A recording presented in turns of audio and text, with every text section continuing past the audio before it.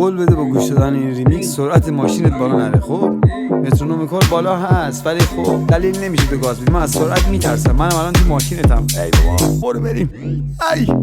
ای من نخته مشیش صبح بایه اینستا با اسبای خد جوق دایمه زاکر برک توف بوتی داین زان رایز بایه بن استوری بایرم تایپ کنم که گود مورنینگ گایز ایم سو های حتی 60 برم لایک اور دیسلایک من خل گنگم وای وای وای تا پاشم من خواب سر ظهره بدنم کوفته است و استایلم چپ و چوله چیزی لود نمیشه و مغزم انگو قفله گوشیم رو سایلنس 300 تا زنگو خورده احمد تکست داده میگه دادا پا کجاییه دارم میام بابا پاشو بده چای دم صبح تموم شده دیگه داره میشه شب دهن تو من لامصب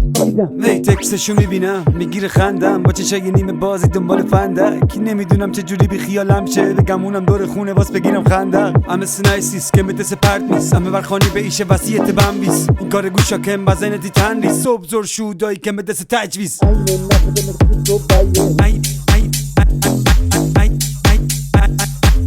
زاکر برک توف بوتی داین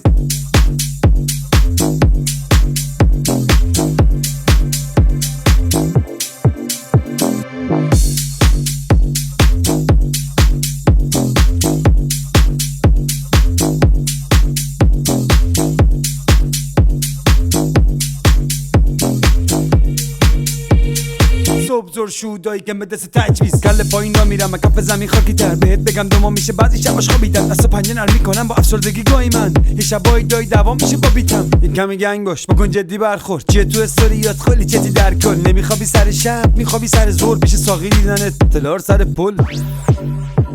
من به تو نگفتم آروم برو من میترسم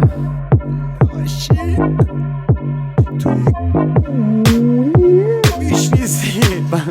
این به بعد باز مترونوم میره بالا جان عزیز آروم برو دودولی میبودم